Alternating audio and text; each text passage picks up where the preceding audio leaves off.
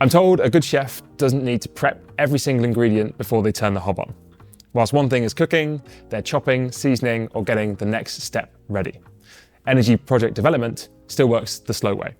Land, environment, interconnection, permitting. Most developers tackle them one at a time, often handing each of them to a different consultant, then waiting months for reports. 8 in 10 projects do not make it through. The company Paces is built on a different approach. Run those work streams at the same time, and development time can fall by more than a half. Stuart Pomeroy leads business development there, working with solar developers, data center operators, and utilities, all asking the same question. Why does getting a project off the ground take so long?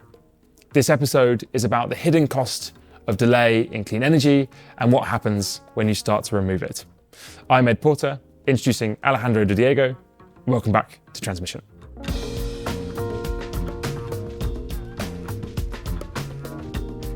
So Stuart, thank you very much for joining us today. It's great to have you here. Let's start by listening from you what your specific role is in the energy industry and what Paces, your company, does. Yeah, happy to be here. Great to meet you. My role is I lead the business development team at Paces.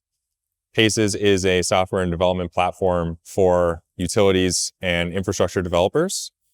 My role has evolved over the last couple of years. I have a background in project development and project finance, and I'm bringing that on-the-ground experience to Paces to, over the last 6 to 9 months, really stand up our utilities practice. So in addition to our work with IPPs who are developing generation assets, we've also stood up a large load development business vertical, and then also a electric utility business vertical. And that's a big portion of what I've been leading.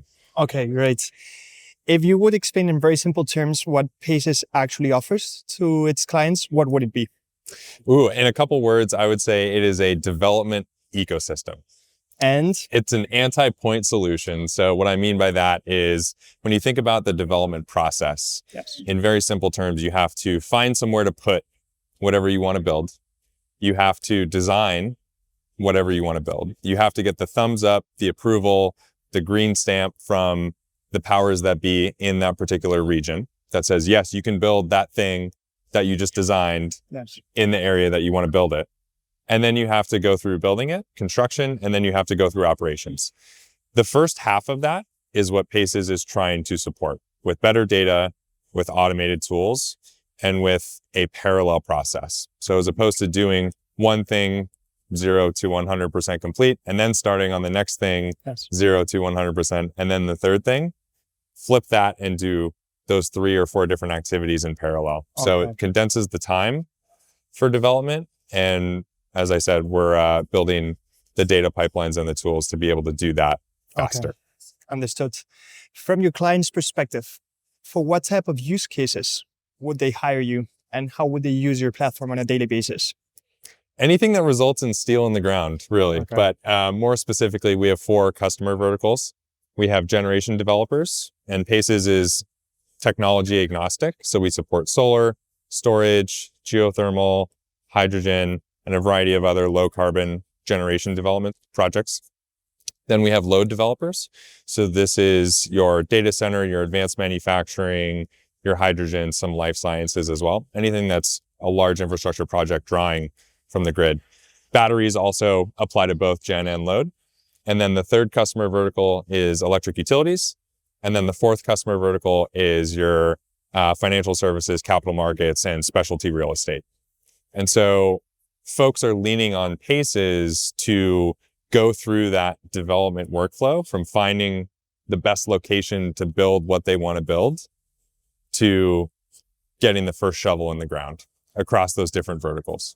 And how do you tell them what the best sites are? What type of data do you provide? In what form?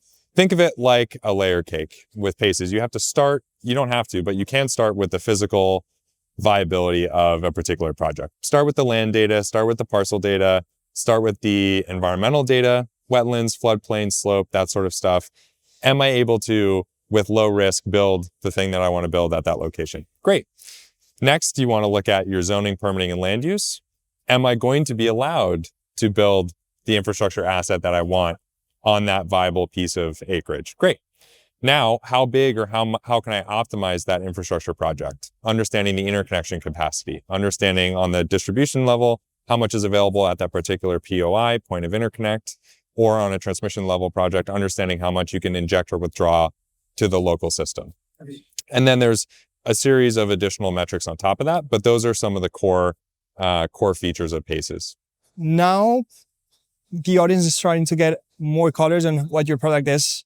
How was the old way of doing the same thing? What is the value that you bring to the table to your customers that was not available before? The old way, you can think of it as sequential and analog. So let's break that down a little bit. What I mean by sequential is if you were an infrastructure asset developer, either generation or load, but for simplicity, let's think about being a solar developer. You would start by identifying the land for your project. You could spend time in Google Earth. You could spend time in other GIS platforms, calling landowners, calling a broker, calling the county, and trying to identify land. All of that information was going to be disaggregated. So some on the county website, some on a broker's website, some in Google Earth, some on Google Maps, elsewhere. So really disaggregated parcel identification. Next, you would then rely on external consultants to do your environmental review. Is this in a floodplain? Is this impacted by wetlands? What's the forestry situation? Are there species that I need to take into consideration to develop a project on this particular parcel or group of parcels? So that's when your external consultant spend and reliance starts. Next, you would engage something pretty similarly on the interconnection side of things and say, hey, what is my interconnection opportunity here? How much does it cost? So you write a big check to an external power consultant who can then, over a couple of weeks and a couple of months, give you an idea of what your power opportunity is. And then you do the same thing for permitting. And so again, that sequential process of you start with land and then you progress into environmental, sometimes then interconnection and then permitting. You do A and then B and then C, and you really don't start until the last one is completed. Again, relying on external consultants, racking up your soft cost spend, racking up your external consultant spend. And with Paces, that is all brought into one ecosystem, one platform in a data-driven fashion, and the time is cut by 50% or more. How we do that is by parallelizing those different work streams. So as opposed to starting A and finishing A, and then starting B and then finishing B, and then starting C and then finishing C, you can start A, B, C, D, E through N, whatever your development process looks like, all at the same time. And so the result of that is greater efficiency in terms of your workflows, because you can condense the time from 12 to 24 months to 6 to 8 months. You can reduce spend because instead of sending everything to external consultants, you can then do a lot of that same analysis in a more data-driven fashion in Paces. So arguably it's of a higher quality in Paces. Your team can have a higher throughput. So your business model is more efficient because your team is able to produce more megawatts or more projects per individual. And the result of that is more projects to completion at the end of the year, a lower cost per megawatt, which is great for any development team and any business CEO who's concerned about that. And the net result for the system or the community is more low and no carbon projects and electrons flowing through the network. Okay, I see. When you mention consultants doing independent studies, environmental studies, impact assessment, interconnection studies, does your platform actually replace those studies, or are they needed for those developers to later go to financiers and underwrite debt, for example? Yeah, there's a couple different elements. Some can be a full replacement, some are a complement. So what do I mean by that? So for the first, which is environmental. Mm-hmm. Oftentimes, once you have your site identified, you then do an environmental screening, right? And Paces has the ability to do a one-click environmental screen.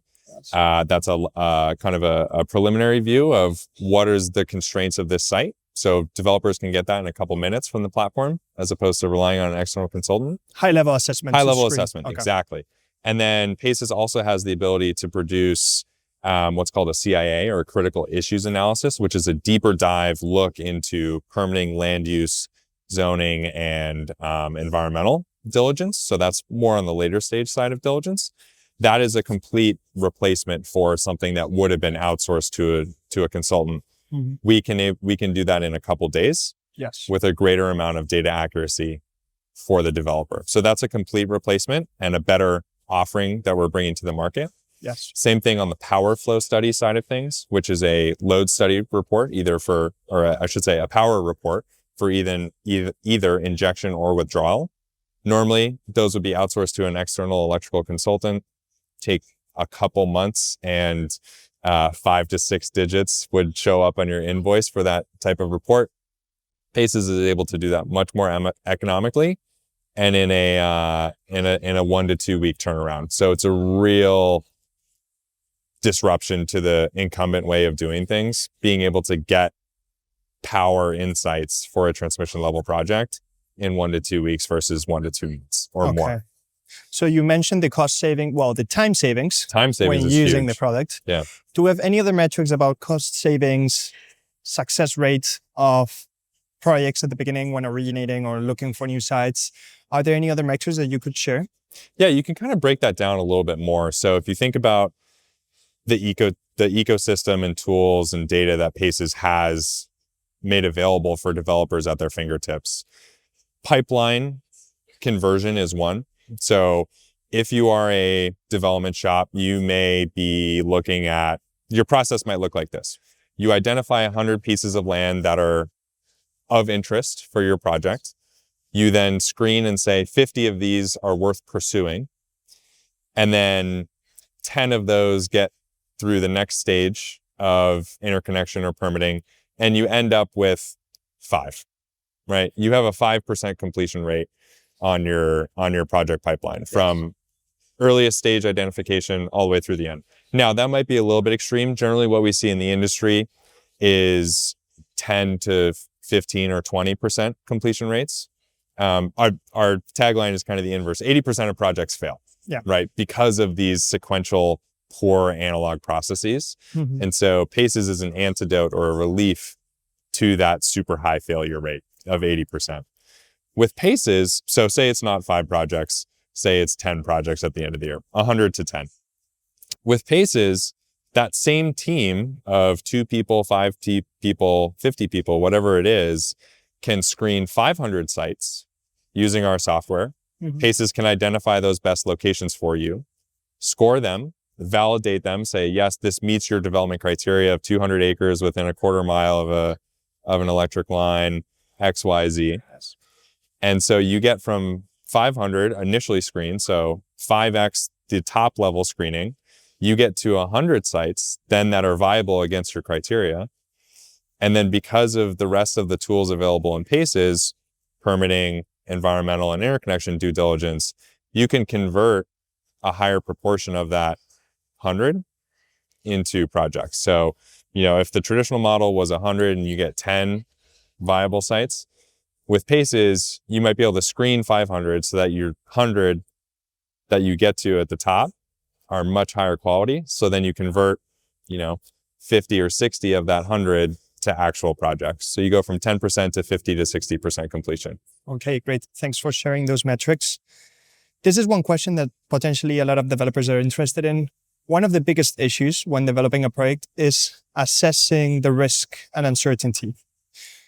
With Paces, I understand that you can have a real-time assessment of permitting, environmental zoning, and different issues. But how do you assess future changes in policies or the likelihood of a landowner to lease the land of an area? Because you can screen for land pieces that fit within the parameters that you're looking for your plan, right? But how do you assess the willingness of the landowners, for example, to lease that or the changes in policies and permitting? Yeah.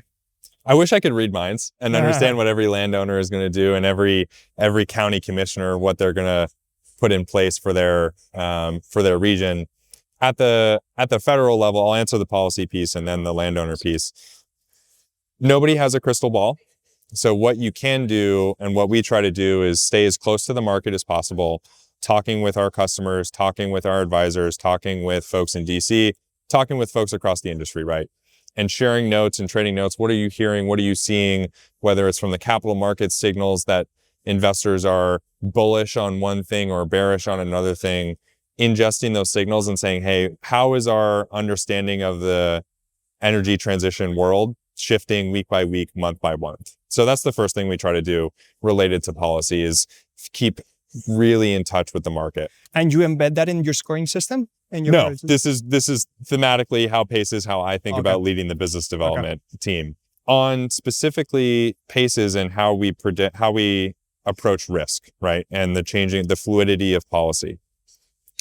We have a tool called Permitting Predictor. This is one of our flagship tools. What this allows developers to do is, for a particular area, understand the policies that are currently in place and understand how that on a spectrum could impact their project. So some areas, say permitting is black and white. There's a moratorium on solar. You cannot build solar for these dates, right? And then there's a gray zone where it's a special use, or it is potentially likely. There have been meeting minutes released where some folks are in support of solar, some folks are opposed to solar. And so the result of a project going through that particular AHJ, authority having jurisdiction, the approvers of permits, issuers of permits, might be unclear. And then there's areas where it's approved, no questions asked. Mm-hmm. And so that policy spectrum of completely disallowed, no questions asked, completely allowed, no questions asked, Paces, through our Permitting Predictor tool, allows developers to understand, is something 75% likely to be approved, 50%, 25%? And how we do that is by ingesting all sorts of policy related information. Okay, what do I mean by that? Meeting minutes, social media, a range of other signals from those policy and permitting entities. On the landowner piece, that's really hard. Landowners are not announcing every Monday what their plan for the week is for their land. They're not announcing every quarter, yes, I'm for sale. I am for sale, or I intend to sell a portion of my land, right? Yes. And so the reason why I brought up the market trends, sharing notes across the industry piece, is because that can give you a sense for what landowners, how they might act in the near future. So if there's a transmission corridor, if there's a grid corridor upgrade that has been announced, and there's been a flocking of interest of data center developers and generation developers to that county, it's likely that landowners 5 years ago that might have been in the NIMBY camp, not in my backyard, I don't want any type of energy project or infrastructure asset built on my land, they might now be in favor of it. And so understanding the market trends can help you understand landowner actions, but a lot of it's psychology, a lot of it is really emotional, a lot of it is family ties. And so tracking market developments can be helpful for understanding landowners, but I don't have a crystal ball to understand what landowners are going to say I'm for sale when. No, thank you for sharing that. What you're seeing right now in the market, what are your biggest customer needs right now? What type of customers are making the biggest demand for your product right now, and where are you growing most, and which regions? A lot of questions there. Our customers are asking for accurate, simple, fast data. Yeah. So a lot of them are growing out of that traditional development model, sequential, analog, living in emails, relying heavily on external consultants and their PDFs and reports and stuff like that. So folks are saying, hey, I'm excited that all this data is available at my fingertips with Paces. I'm excited that the tools can help my team move 50% faster. How do I start with one team and very quickly expand it into an enterprise engagement? Mm-hmm. And so they're saying, and how do I take the learnings from the last year or 2 years of using Paces and distribute it across my organization? Mm-hmm. And so what this looks like is both at IPP developers and load developers, these logos and customers are on our websites. We are working with one team. That experience is going extremely well. And then we're very quickly expanding to working with 2, 3, 4 other teams. And so that consolidation of resources in Paces is something that our customers really are excited about and love to see, love to interact with. That plus all of the, I kind of made an assumption here, but with the high quality of data, high cadence of freshness of our data, easy to use tools, flexibility of the platform to be able to support different development types. I mentioned the 4 different customer verticals earlier. So the flexibility of Paces, the speed with which their teams can move, the efficiency it creates within their organization to not have dead projects, to have a lower cost per megawatt put into the ground. Those are some of the things that our customers are most excited about. In terms of what are some of the big things that we're working on in conjunction with new customers, modularity. So Paces has, over the last couple of years, built an incredibly powerful suite of tools. Some customers over the last couple of months have said, hey, I really want this piece of that and this piece of that. Okay, cool. Let's think about how to make features and data within Paces more modular so that it can better complement your process. That's one thing that we're focused on. Another thing that we're focused on is enterprise level integration. So I kind of spoke to this, but a lot of high performing teams have, over the last couple of years or decades, depending on the size and maturity of the business, built their own tools and resources in-house. And Paces, in some instances, can be a full replacement for whatever their internal tools are. In some instances, it can be a really strong complement. So in those areas where it's a complement, we're working on enterprise level integration so that folks can receive our data and our development support in a more streamlined fashion. Those are 2 things that come to mind. And I can imagine that you're exposed to the scouting activity of many of the developers using your platform. Are there any hot regions right now in the US where you're seeing a lot of density of developers trying to find good land and siting opportunities? Yeah, I'll start on the generation side. So I was on a call last week with somebody developing in the Southeast, and they had an interesting anecdote, which was all of the load for my projects is in the north part of my state. All the best generation sites are in the south part of the state.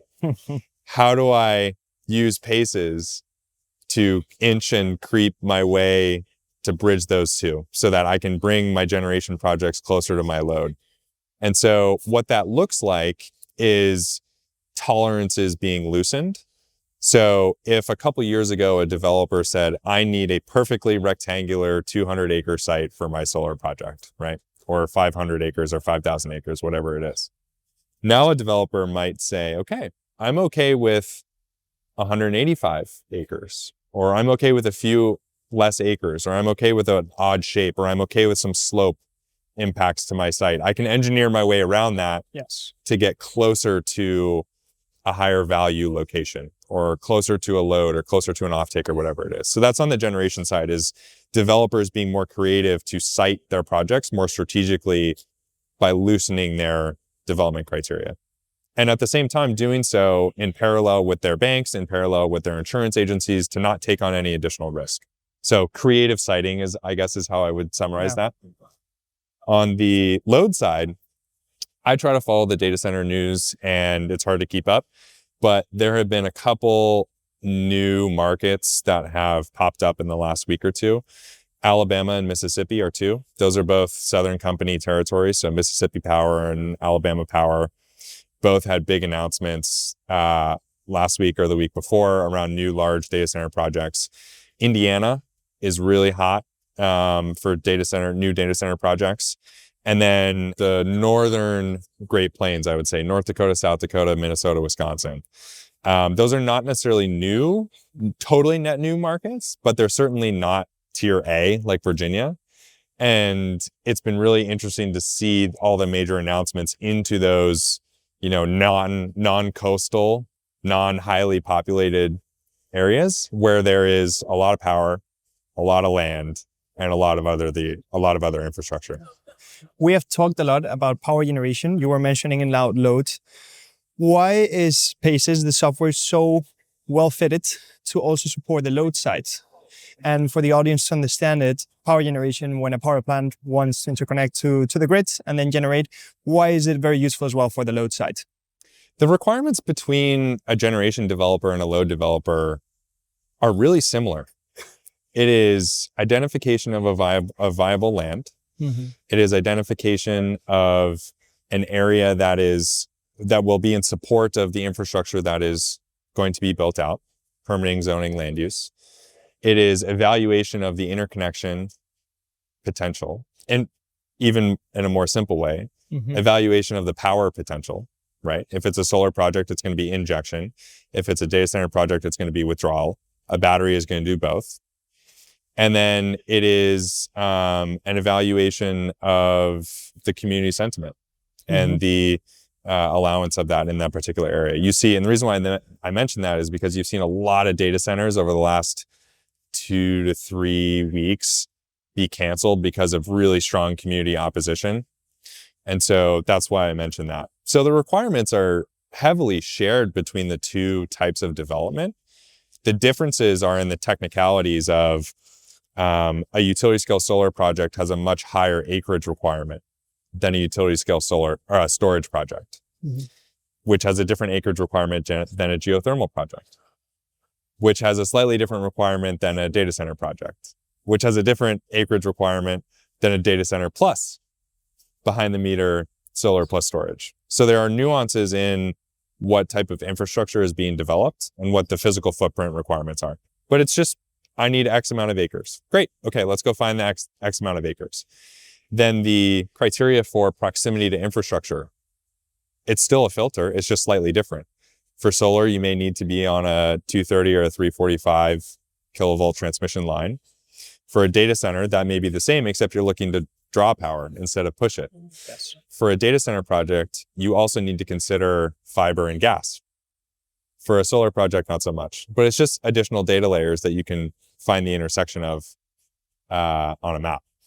And then for permitting, zoning, and land use, it's a different type of project. You know, some areas are really pro-solar, some areas are really anti-solar. Some areas, are, as we've seen in the news, are really pro-data center, some are really anti-data center.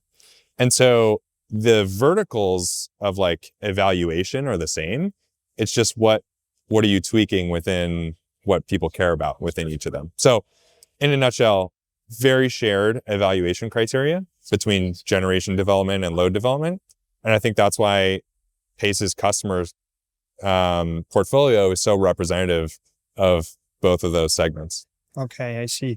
You flagged another risk that is very tied to landowners opposing to development, which is landowners getting together and community backlash to the projects. Is there any way that you assess that additional risk in your process, and what output do you give to your clients? Yeah, we have a community sentiment and community overview module in Paces. So in addition to, I should say in parallel to the permitting, zoning, and land use intelligence that we have, we pull the community sentiment for areas, you know, your area of interest for a project, if you're developing a project, to understand how leaders and decision makers have voiced their opposition or support for infrastructure, how they have voted.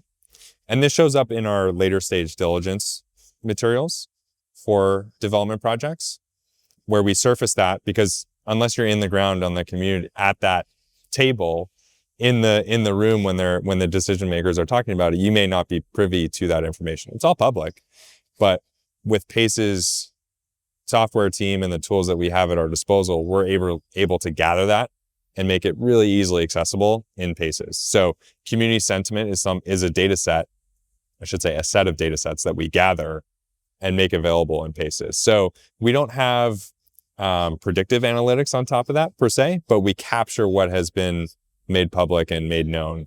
And then there's some trend analysis that you can do on top of that. And it must be very difficult to find the signal of that community sentiment. Basically, what you do, just to understand it in simple terms, is looking at the meetings records and making them available to developers, or do you add a layer of analysis with LLM models to come up with a conclusion of what the risk in that area is? Or do you have human analysis behind? How does it exactly work? Yeah, so on the permitting side of things, which we talked about a little while ago, that is gathered, cleaned, and then analyzed in Paces to, again, indicate to a developer whether a project is highly likely, moderately likely, unlikely to be approved for whatever development type it is. So Paces for permitting has analytics built on top of that. For community sentiment, it is more gathering those signals, gathering the text, gathering the social media, gathering anything that is in the public realm, cleaning it, and making it available in Paces. And we are, for now, leaving it up to the developer to evaluate that and understand how that risk maps to their strategy. And part of the reason why we've done this is because every developer has a different risk appetite. Every developer has a different model. Every developer has different investors. Every developer has different legal counsel. Yes. And so every developer is going to view, not every developer is going to view differently, but it's likely that developers will have different opinions and takes on the same community sentiment.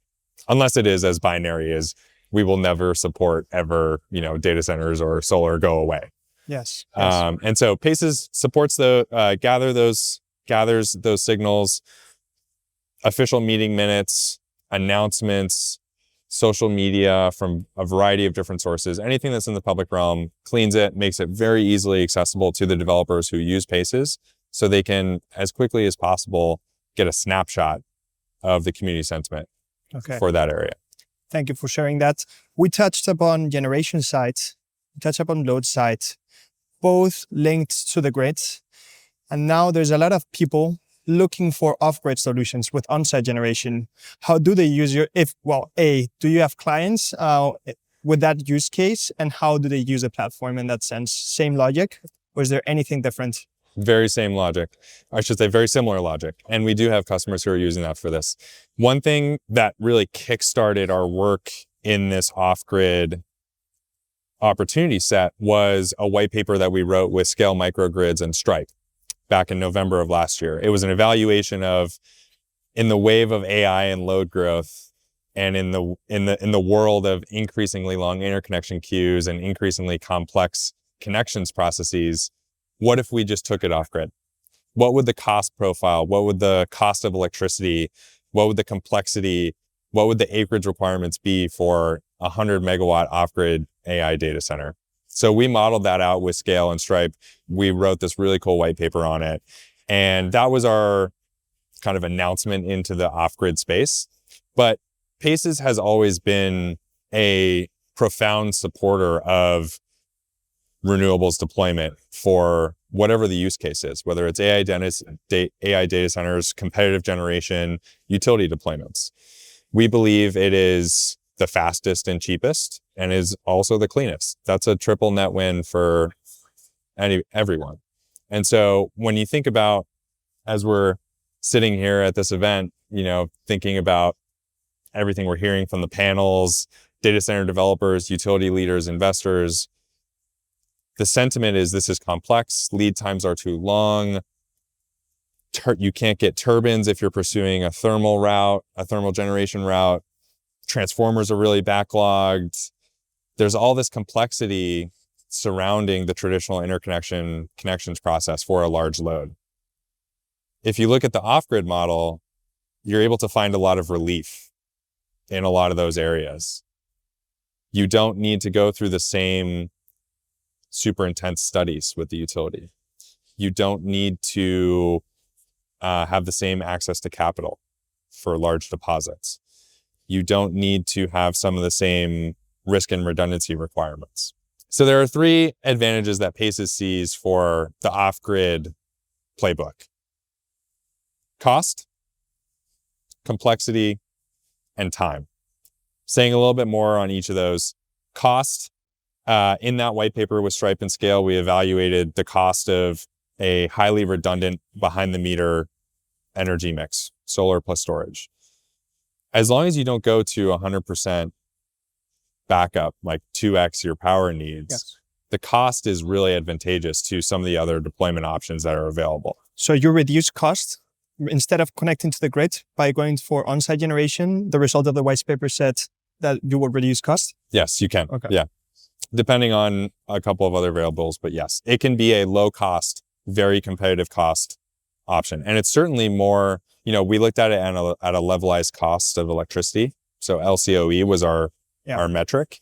And in that white paper, we evaluated the known cost of refiring, I think it was 3 Mile Island, which was a Constellation project. Yes. We looked at the cost of 100% thermal generation on site, 100% behind the meter, and the heavily renewable solar plus storage behind the meter sized to a strong redundancy level came in as one of the lowest cost options. So there's certainly cost advantages to doing an off-grid deployment. Second is complexity. Everybody here at the conference is talking about backlogs and congested queues and how long it takes to study things and how folks aren't going to interconnect for 3, 5, 7, 10 years, depending on the size of the application. You remove that complexity with a behind the meter off-grid deployment. And then third is going to be your time. The cost advantages and the complexity or lack thereof advantages contribute really strongly into the time advantages.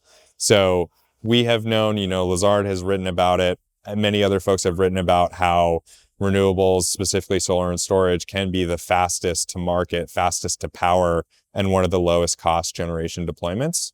That's what we saw in that white paper, and that's what some of our customers are seeing when it comes to deploying off-grid networks. We have focused mostly on the cost side for developers. Yeah. Do you do any assessment of revenue opportunity of the sites as well for the projects that are supposedly being developed in those nodes? And do you look at energy arbitrage opportunity, price shapes in that node, or is that out of the scope of Paces? We leave it up to the experts at Modo to do that. But we do have some foundational market signals. So what I mean by that is we have built out an LMP suite in Paces.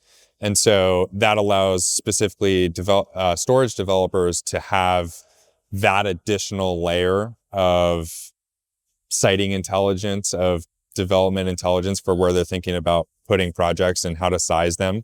So there's, development is, it's an art and a science, right? And so trying to find the best land with the best price signals, with the access to the substation or the electric line that has capacity in the year that you need it, which is also in a community that supports the type of development that you want to do. It's all happening at the same time. Yeah. And so the more data that Paces can make available to developers in a streamlined fashion, the faster our developers can move and the more successful they'll be. Okay, makes sense. Thank you for sharing that.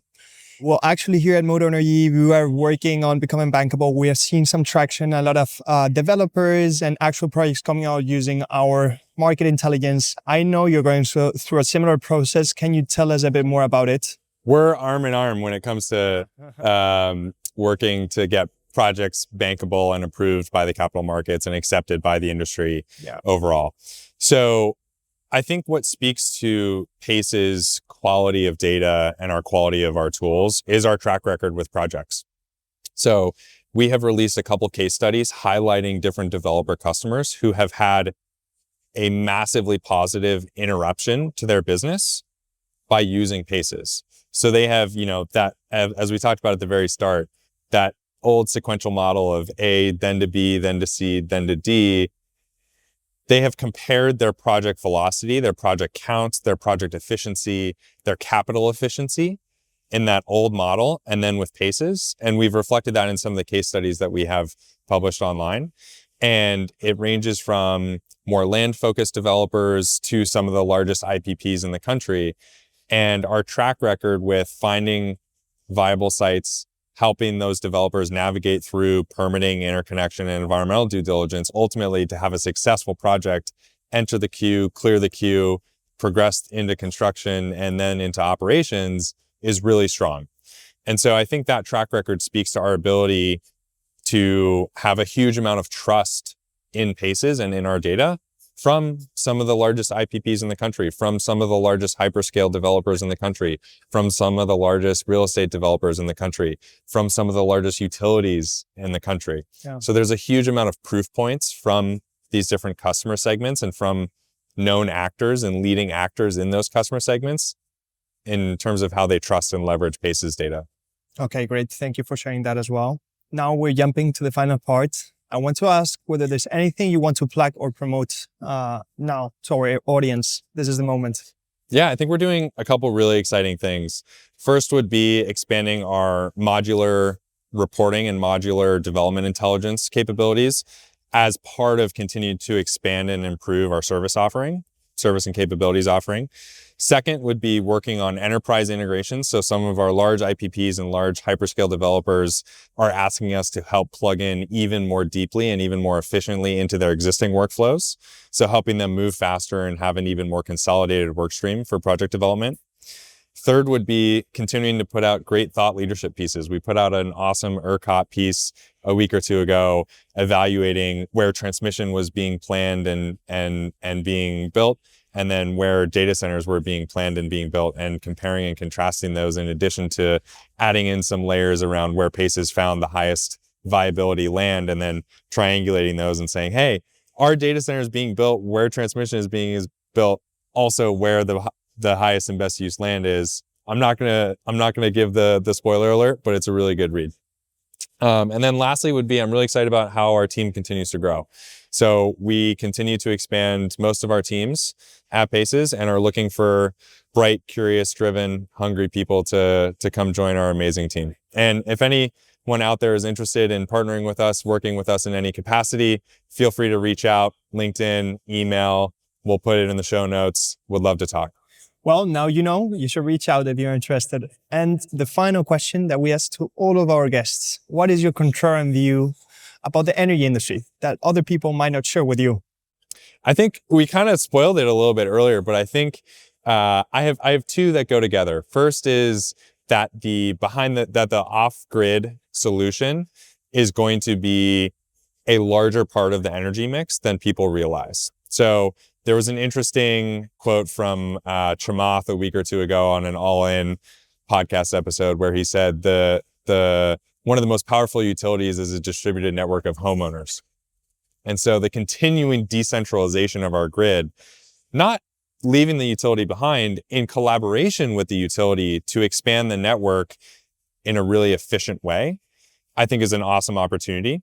And I think off-grids, groups like Soluna are doing amazing things, deploying high volumes of megawatts in an off-grid type setting. And so I think because of the complexity that we spoke to earlier in the episode, all of the queue backups on load and gen and all of the procedural challenges that everybody at the conference today is talking about, unless there is massive positive disruption to those backlogs and a clearing of allowing projects to get into development and into construction and into operations, because of the importance of getting AI data centers and manufacturing and additional deployments up and running, the opportunity cost is so high of those projects sitting on the sidelines that the off-grid model makes a ton of sense, and I think is going to be increasingly used as a playbook.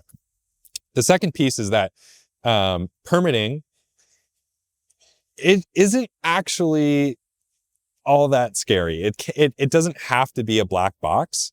With some of the tools that Paces has built to understand, okay, what type of project has been approved the last 12 months in this particular region? What type of project has been denied the last 12 or 18 months?